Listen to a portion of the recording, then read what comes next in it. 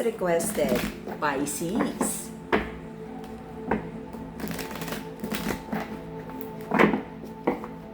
This is a Pisces Sun, Moon, Rising, and Venus collective bonus reading for the month of July.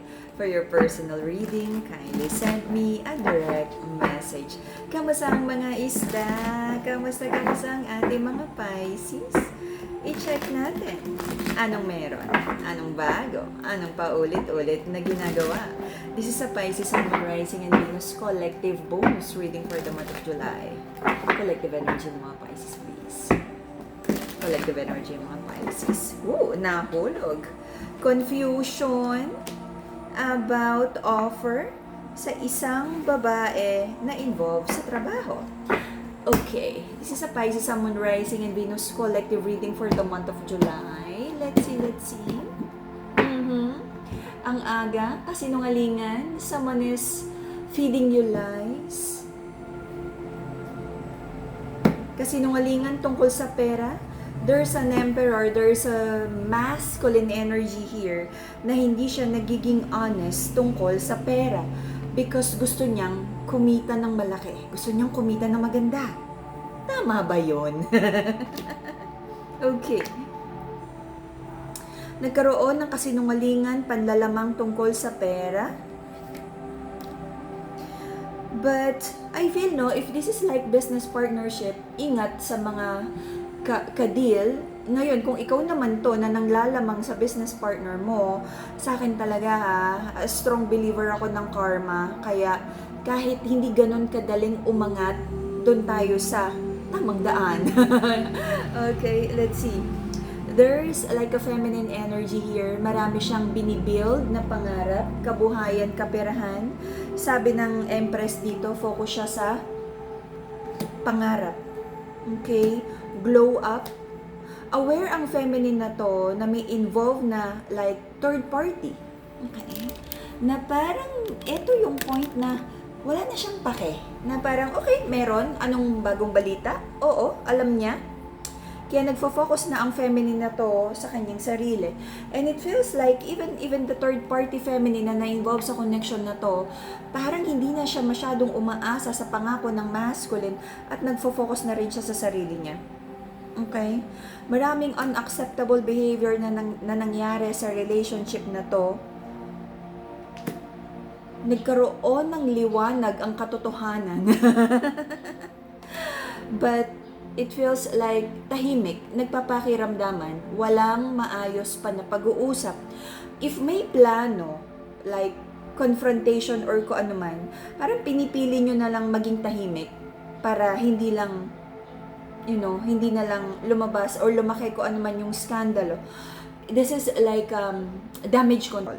Okay, sige, sabi ni Empress, alam niya na na-involve sa iba yung kanyang partner, asawa, kung ano man. Sabi niya, pagod na rin naman siya kahit naman daw tanungin niya, nagsisinungaling. At parang kaya daw matulog ng payapa kahit busog na busog sa kasinungalingan. Sana man lang daw katukay ng konsensya. Okay.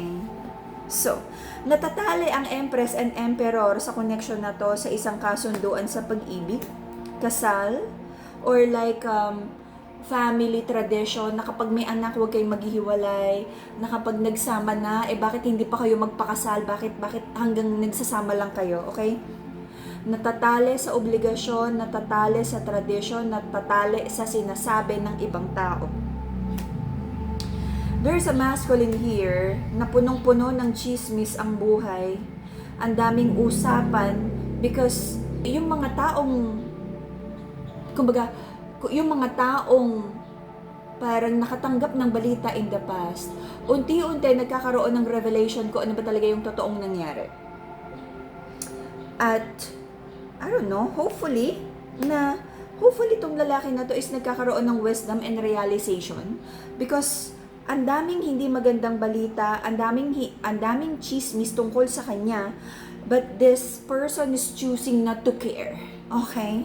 Wala daw siyang pake. Magchismisan kayo dyan. Okay. There's an energy here na it's not really sinasanay ng feminine ang kanyang sarili. But this is the energy of it is what it is. Ano nga bang magagawa niya? nagkamali siya ng pagpili ng kanyang masculine, ng kanyang partner, ng kanyang baby daddy, ng kanyang ka-live-in. And right now, the feminine and the masculine in this connection is figuring out ano na yung next na move sa sitwasyon na to. The feminine in this connection feels so broken-hearted. Sabi niya, hindi naman niya ito ilalaban. Focus na rin siya sa pera niya. Ngayon, kung ano man yung usapan, sustento, kung ano man, conjugal properties, kung ibibigay, thank you, sige. Pero kung hindi, sabi ni feminine, igagapang niya at kahit, ito yung sinasabing kahit mag-ulam ako ng asin, wag lang niyang maramdaman parang nagbebeg pa siya ng sustento sa lalaki na to. Okay? Napakaraming betrayal na nangyari sa sitwasyon na to, but pare-parehong parang tumitimbang, okay? Tumitimbang ng ano yung tamang gawin, ano yung next best move, solusyon sa sitwasyon na to. Wala akong nakikitang gantihan na parang sige, let's like ayusin to as adults. Someone is thinking of reconnection, mag-apologize, offer of love, reconciliation, pag-uusap. For some of you, this is more just about sustento. But the masculine in this connection, hindi niya maharap si official feminine kasi alam niya na may malaking chance na tanungin siya tungkol sa naging third parties sa connection na to. Okay? But it feels like even the third parties na na-involve dito, nadidismaya na sa lalaki na to, na parang alam ko na kung bakit to hindi nag-workout ang relasyon with the official person, with the baby mama, with the fiancé, with the girlfriend. Okay? Someone is trying to hold on dito sa official relationship, not the third party. But it feels like the masculine is still holding on sa relationship na to, sa kasal, sa live-in na to, sa pangako ng pag-ibig. Saving face ba to? Because nagkakaroon na ng chismis kung sino talaga ang may problema sa relasyon. Is this also like parang trying to create a narrative that is favorable for the masculine para hindi lang siya husgahan ng society, wherein meron siyang pinagtatakpan na totoong storya kung ano man talaga yung nangyari at ginawa niya na like disappointments and broken heart sa official feminine na to. Nagkaroon ng maraming confusion, napagod ipaglaban ang relasyon.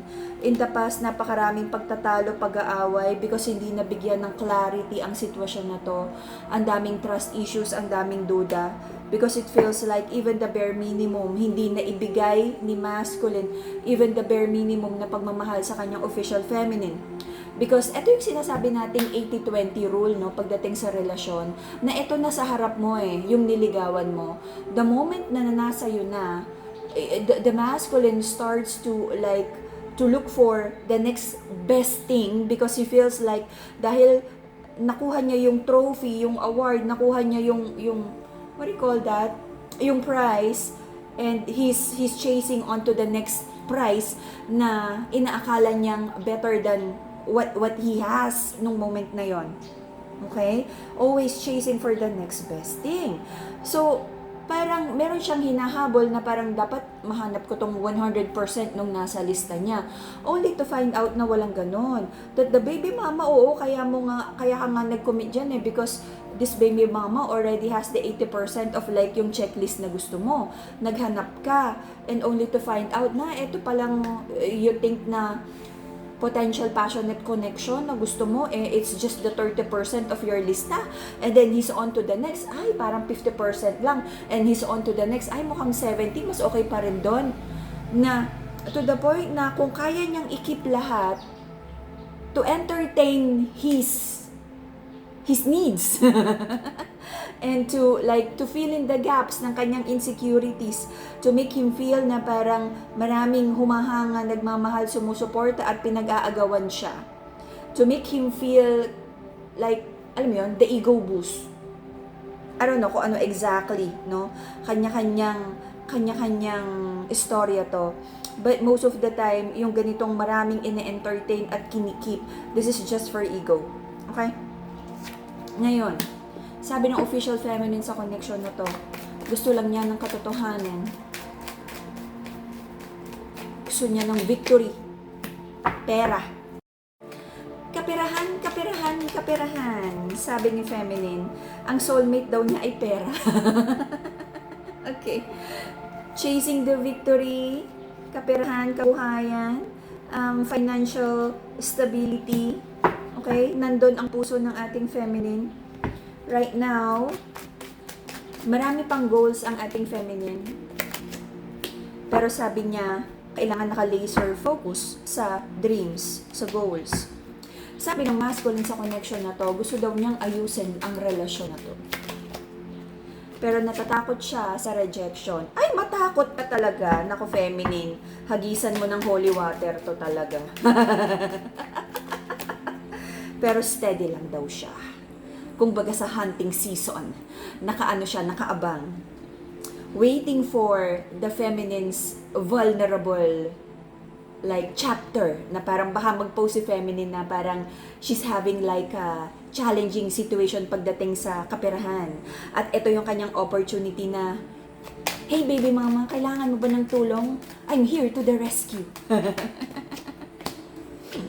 Atras abante ang ating masculine, meron siyang hinihintay na perfect opportunity para it's like sa pag-approach niya sa kanyang official feminine ay hindi ito makakatanggi. Na parang naghihintay siya na, pakamusta ko kaya kay kumare kung medyo nagigipit sa pambayad ng kuryente para pag kinamusta ko, kailangan mo ba ng tulong ko? Andito lang ako. Ew! Ew! Okay, so, sabi ni feminine, ilalaban niya ang kanyang kaperahan kabuhayan. Pagod na rin siya to feel like she's begging for scraps. So, maraming iniisip ang ating feminine, ano ba talaga yung like, ano ba yung meron sa bagong chapter na to. Though hindi naman takot ang ating feminine na parang kung ano yung meron, ilalaban niya. Hindi naman takot ang feminine to start over. Hindi siya takot iwanan kahit gaano pa yung naging pundasyon ng tower na to, kahit naging gaano katagal, kahit gaano yung na-invest niya, willing si feminine na iwanan, cutting the losses, because she feels like holding on to this toxic relationship would cost her more.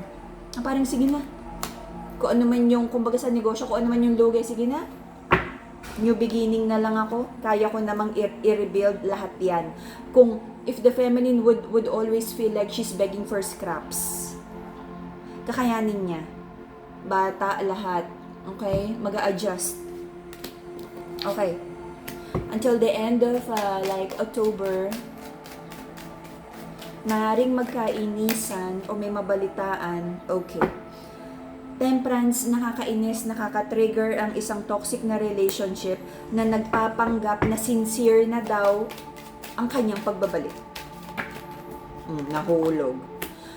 Ito yung parang problema. The moment that the feminine is trying to move forward at nakikita ni masculine na okay na, financially stable, and the feminine is loving herself, may energy siya na parang, teka, guluhin ko kaya buhay nito? Teka, bakit parang nabibless to ha? Teka, balikan ko kaya? Balikan ko, wait lang, hindi siya makapayag. Ang sakit sa ego ng masculine na to, na the moment na nawala siya sa energy ng feminine, bakit parang ang saya? Bakit parang ang bless? Anong meron? Let's see, i-check nga natin. Okay, teka, may nahulog, may kukunin akong card. Okay, I feel the masculine would be curious. Bakit hindi ako hinahabol ni feminine? Tansya ko dapat 3 months lang nanlilimos na ulit sa akin to ng pambayad ng pero bakit hindi? Nabe-bless. Meron daw na close na deal. Ba, kamustahin ko kaya? Lambingin ko kaya to? Alam mo yung parang the psychology of like mas gusto nitong parang unavailable men na to, yung bagay na hindi niya makuha. And the moment na naramdaman niya na hindi na siya kailangan, doon parang mas nagiging enticing, mas nagiging, tempting na balikan yung isang taong kinaya ang lahat without the help of this masculine. Kakaibiganin, would try to reconnect. Worse, baka gamitin yung mga bata para, to weaponize the kids to reconnect. I-weaponize ang kontrata ng kasal. para hindi makatanggi si feminine to reconnect. Bawsi mo kaya to. Sampalin mo ng bawsi to.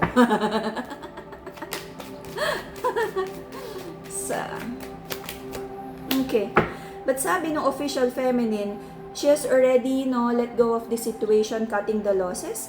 Kahit daw gaano pa karami at kadami yung naging investment niya, kahit gaano pa to kalalim, alam niyang nabubulok ang sistema sa loob nito. She's willing to let go lahat. Time, effort, pagmamahal. Yung mga naging ambag din daw ni feminine sa relasyon na to, sige, sa'yo na. Napaka-greedy mo naman eh. Sana sumaya ka dyan sa toxicity mo, masculine.